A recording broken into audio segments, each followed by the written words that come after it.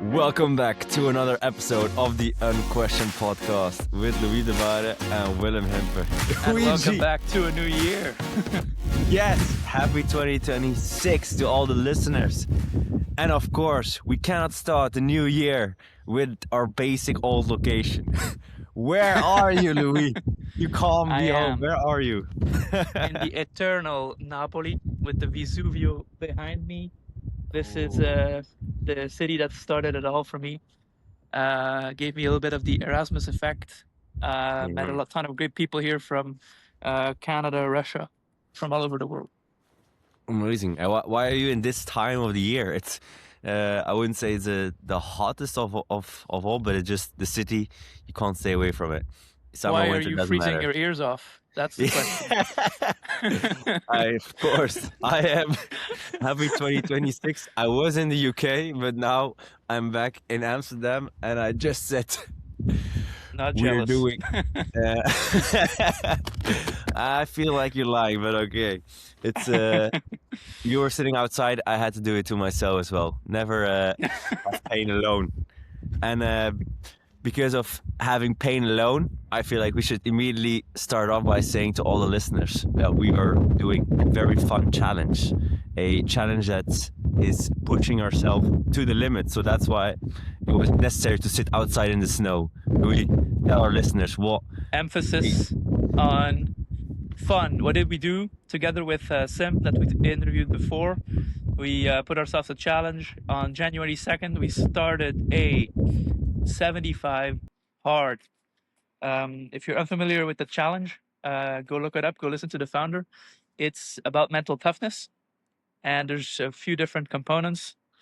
You're required to do 2 activities per day, no excuses, 45 minutes long, and one of them has to be outside.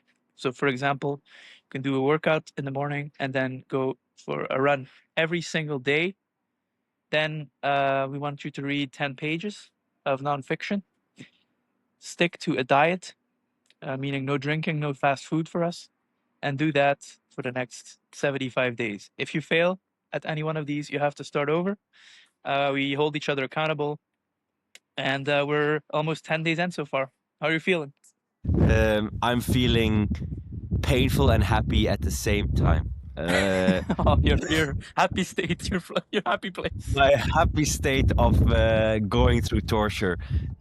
Most precisely, it was amazing to see how our bodies are actually very addicted to sugar, because I was 2 days in, and then suddenly I was no sugar, so everything from the little cookie till the very fatty, sometimes fries or other food, all of that is scrapped. And after 2 days, my head was like extreme migraine.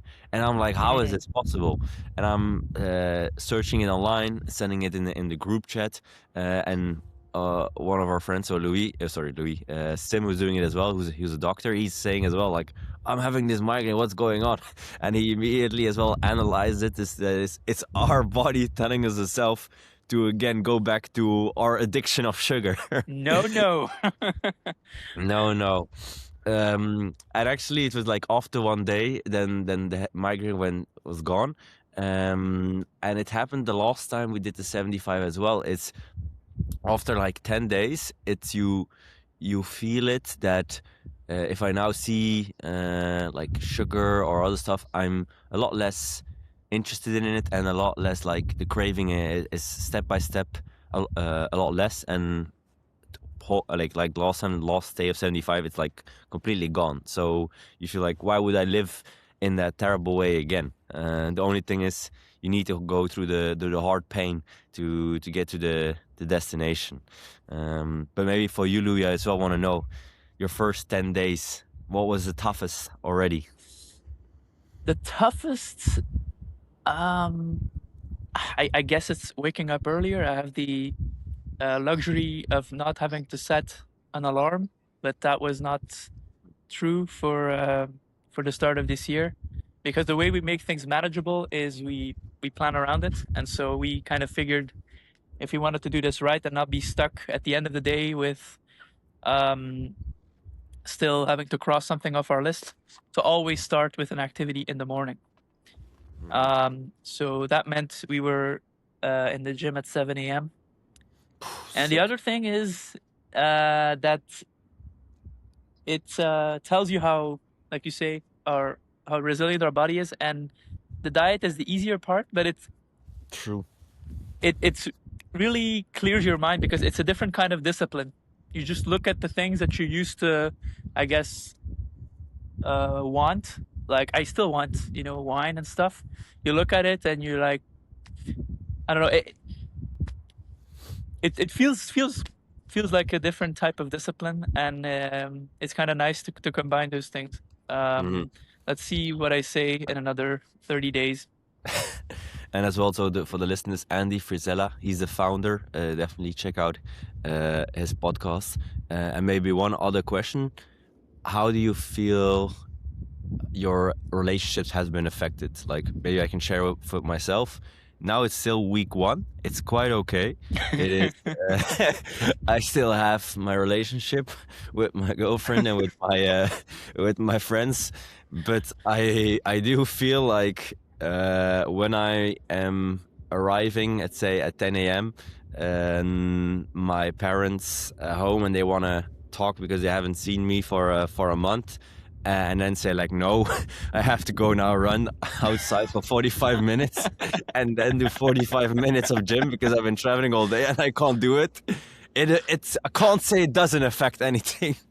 Oof. So I was wondering, and the same I felt lost. I will feel probably this will be let's say deployed or put live probably a bit later. But my relationship usually after 3 weeks into the 75 hard, it's becomes a big toll.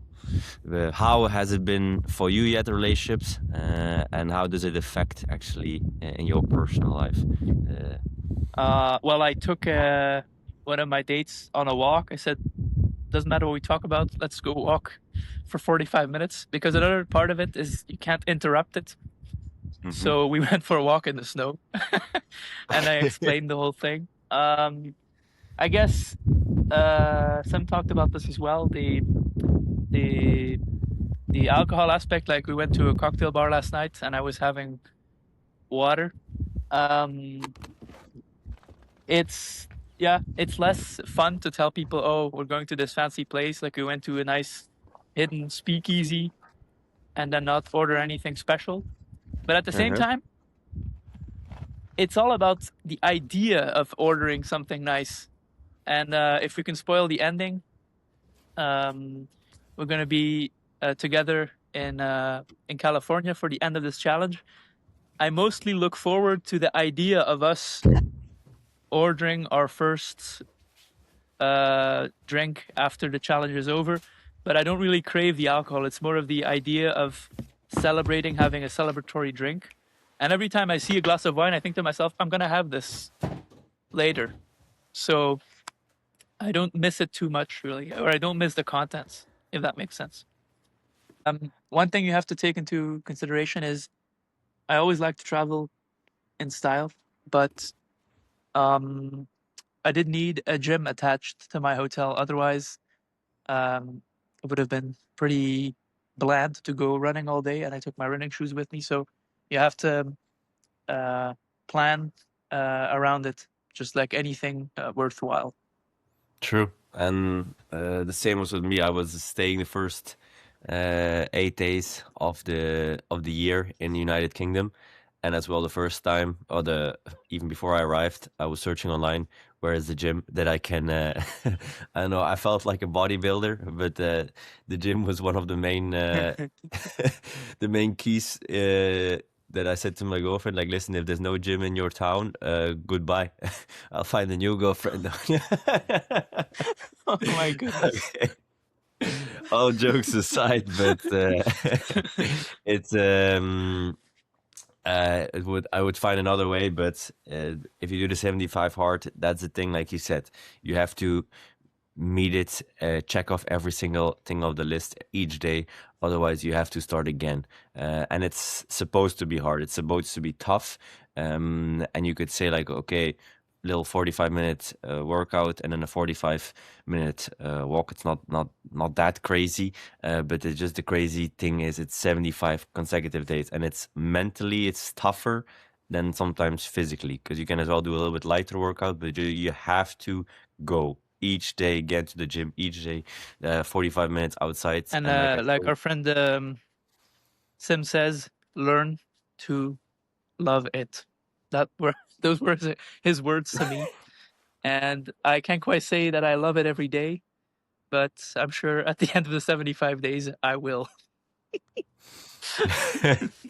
it is.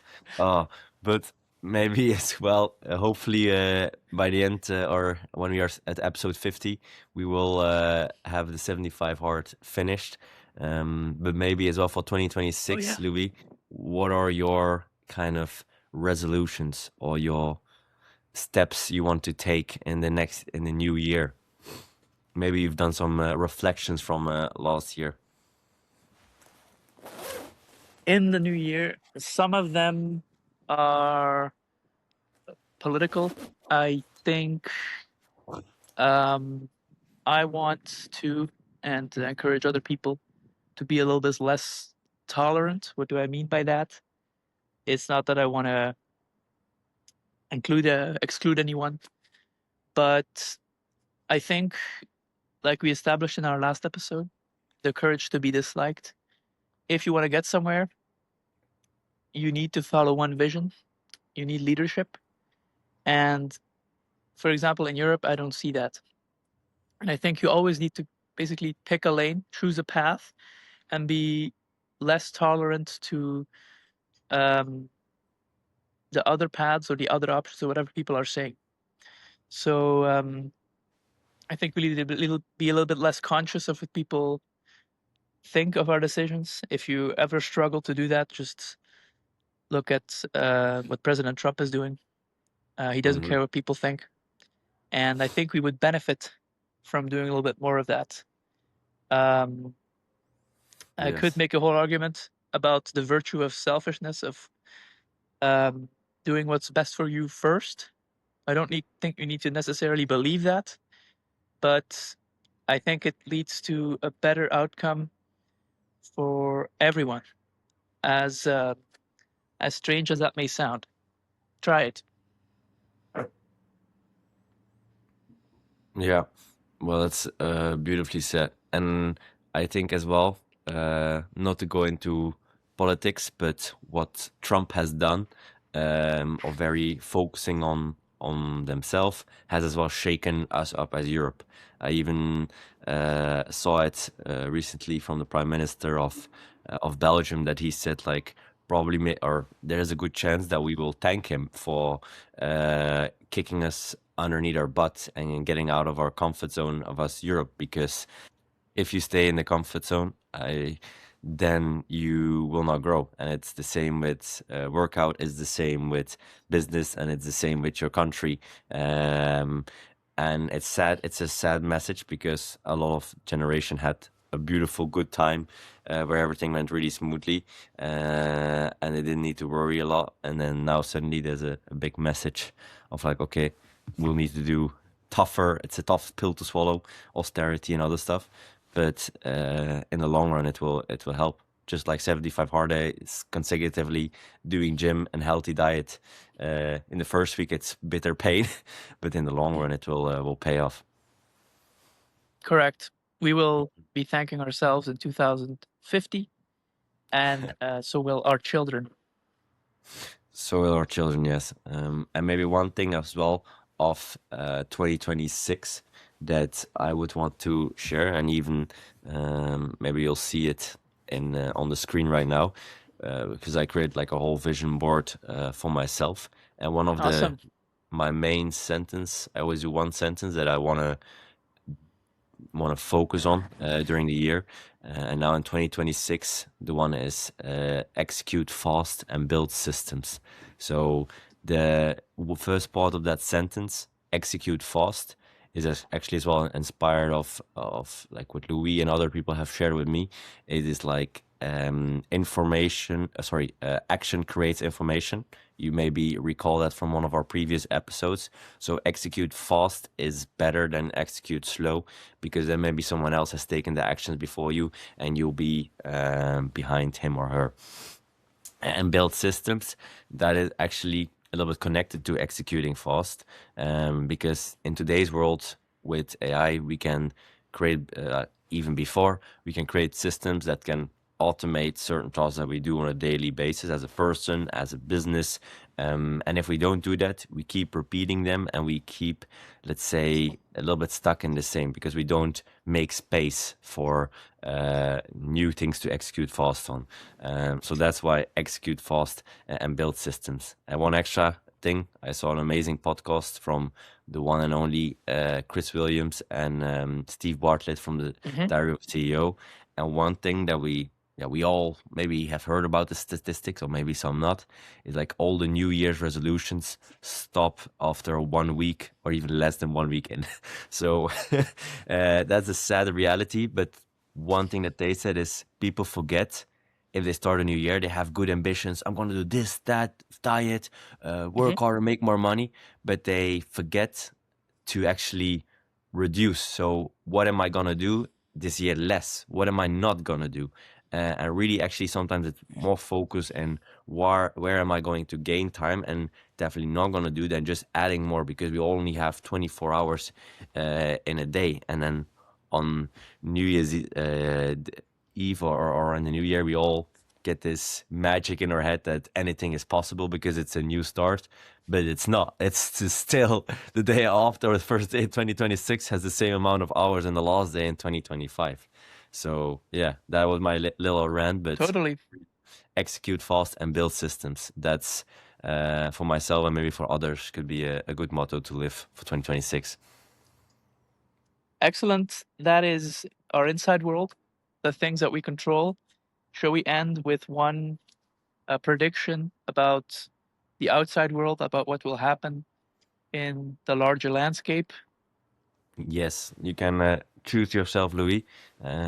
Where we actually deviated a little bit. We had maybe for the next episode we can do all our predictions, but maybe one general prediction and you have for the next year. Um, so this is building on stuff we've talked about, um, but I can't deny it. It's self-driving. I do think we've been saying it for the past 10 years, or Elon Musk has been saying it, but this really is um, not maybe the largest growth year for self-driving, but another catalyst year with both Tesla's fleet and Waymo expanding. Waymo is coming to London.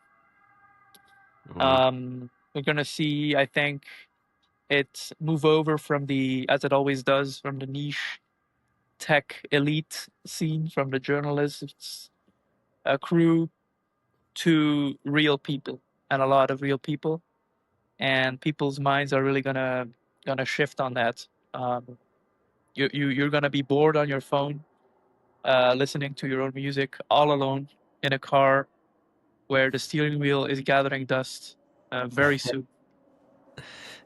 yeah, well, to just respond to that, I hope so, because I experienced it like yourself in Los Angeles, and it's the most amazing futuristic feeling. And I really hope that, let's say, what I said previously is that Trump woke us up and is not gonna make Europe say, "Oh, it's not safe yet. We should not push on with this technology until we're absolutely sure."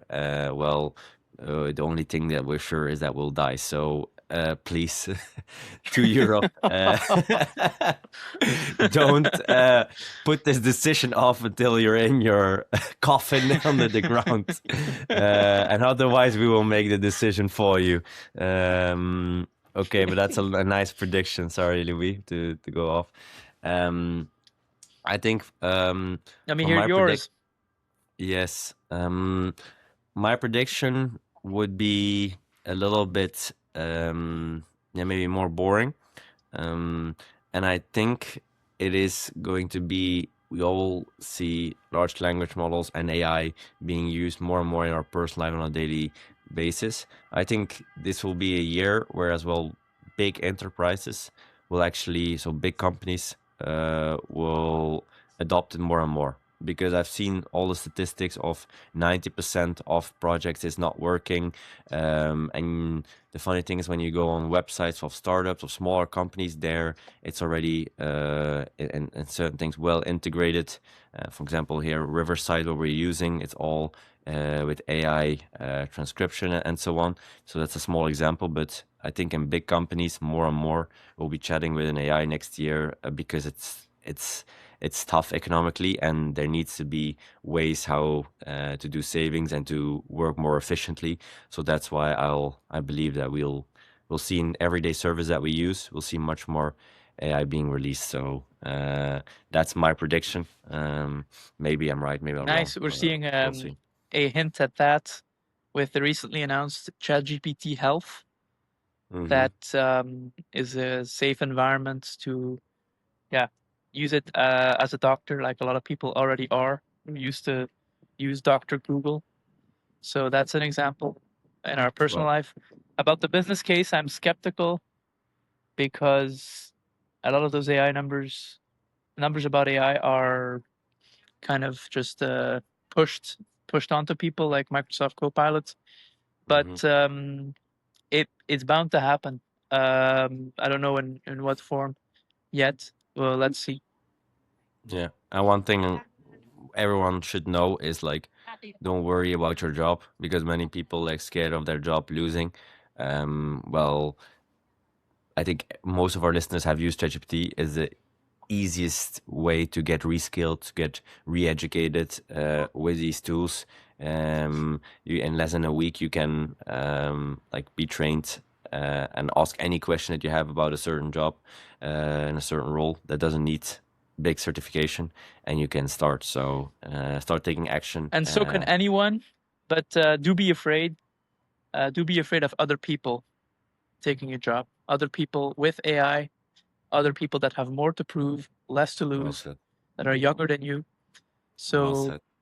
yeah, it's not gonna be a robot that takes your job. It's gonna be another person aided by the robot. Mhm.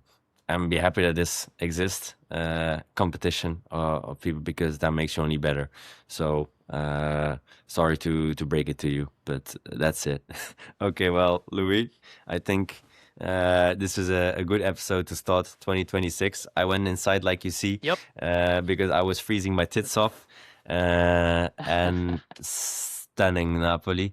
And while I'm speaking still, I will take off my shirt because there's a gym outfit, because I have to go to the gym because the 75 hard is calling, maybe for you as well. Any opportunity is an opportunity for you to take your shirt off. I've learned over the years. Okay. I'm sorry, Lou. I'm sorry, Lou. I will be less naked whenever I arrive in your home. Okay.